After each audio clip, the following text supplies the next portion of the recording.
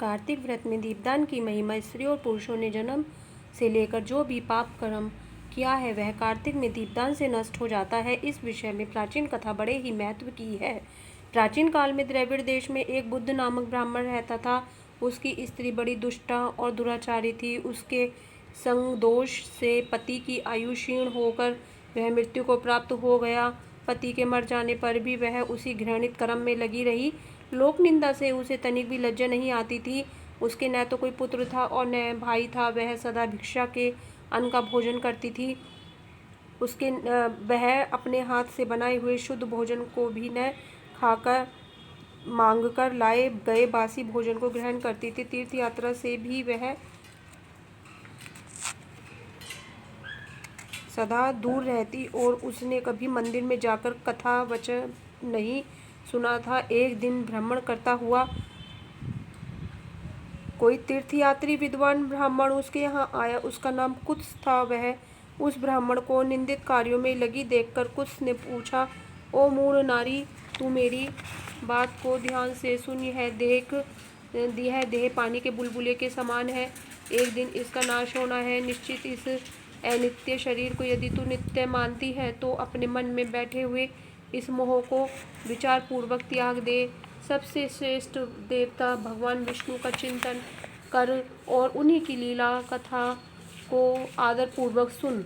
और जब कार्तिक महीना आए तब विष्णु की परिक्रमा करके उन्हें यह प्रणाम कर, यह व्रत विधवा और सौभाग्यवती सभी स्त्रियों के करने योग्य है। यह सब पापों को शांति और समस्त उपद्रवों का नाश करने वाला है। तू मेरी बात मानकर निश्चय ही कार्तिक महीने में दीपदान करने से भगवान विष्णु की कृपा पा लेगी। ऐसा कहकर कुछ ब्राह्मण तो चला गया और वह दुराचारी ब्राह्मणी भी पश्चाताप करती हुई इस निश्चय पर पहुंची कि मैं कार्तिक महीने में अवश्य व्रत करूंगी। तदंतर कार्तिक महीना आने पर उसने पूरे महीने भर प्रातः सूर्य उदय काल में स्नान और दीपदान किया। कुछ काल के बाद आयु समाप्त होने पर उसकी मृत्यु हुई। वह स्वर्ग लोक में गई और समय अनुसार उसकी मुक्ति भी हो गई।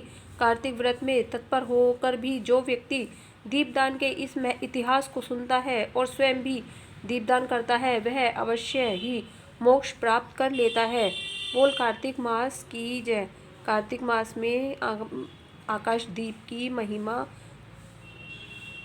अब आकाश दीप महत्तम सुनो। कार्तिक महीना आने पर जो प्रातः स्नान में तत्पर होकर आकाश दीप दान करता है वह सब लोकों का स्वामी और सब संपत्तियों से संपन्न होकर इस लोक में सुख भोगता है और अंत में मोक्ष पा जाता है। इसे कार्तिक में स्नान दान आदि कर्म करते हुए भगवान विष्णु के मंदिर में कंगूरे पर 1 महीने तक दीपदान करना चाहिए। तुलसीदास से भगवान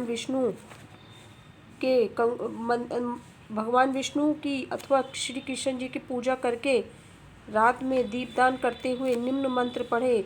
दामोदराय विश्वाय विश्वरूपधराय च नमस्कृत्वा प्रदस्यामि वयोम दीपम हरिप्रियम। अर्थात मैं स्वरूप सर्वरूप एवं विश्वरूपधारी भगवान दामोदर को नमस्कार करके यह आकाश दीप देती हूँ जो भगवान को परम प्रिय है।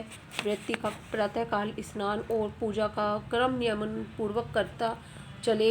मास की समाप्ति पर आकाश दीप के नियम को भी समाप्त कर ब्राह्मणों को भोजन कराकर इस अमिट फलदायी व्रत का समापन करे। जो कीट और कांटों से भरी हुई दुर्गम एवं ऊंची नीची भूमि का पर दीपदान करता है वह नरक में नहीं पड़ता। प्राचीन काल में राजा धर्मचंद ने आकाश दीप दान के प्रभाव से श्रेष्ठ विमान पर आरूढ़ होकर विष्णु लोक को गमन किया था। जो कार्तिक महीने में हरिबोधिनी एकादशी को भगवान के श्री विग्रह के समक्ष कपूर का दीपक जलाता है उसके कुल के उत्पन्न सभी मनुष्य भगवान के प्रिय बन जाते हैं। एकादशी से तुला राशि के सूर्य से अथवा पूर्णिमा से भगवान की प्रिय प्रसन्नता के लिए आकाश दीप प्रारंभ करना उत्तम है। नमः पितृभ्य प्रेतभ्यो नमो धर्माय विष्णवे नमो यमाय रुद्राय कांतपतिये नमः। अर्थात पितरों को नमस्कार है, प्रेतों को नमस्कार है, धर्म स्वरूप विष्णु को नमस्कार है, अर्थात यमराज को नमस्कार है तथा दुर्गम पक्षों में रक्षा करने वाले भगवान रुद्र को नमस्कार है। इस मंत्र से जो मनुष्य पितरों के लिए आकाश में दीपदान करते हैं तो उनके पितृ यदि नरक में हो तो भी उत्तम गति को प्राप्त करते हैं। जो व्यक्ति देवालय में, नदी के तट पर, सड़क पर, नींद लेने के स्थान पर दीप देता है उसे सर्वतोमुखी उन्नति प्राप्त होकर लक्ष्मी प्राप्ति होती है। जो ब्राह्मण अथवा अन्य किसी भी जाति के लोग मंदिर में दीपदान करें तो भगवान का अनुग्रह पाते हैं। बोल दीपदान महिमा की जय।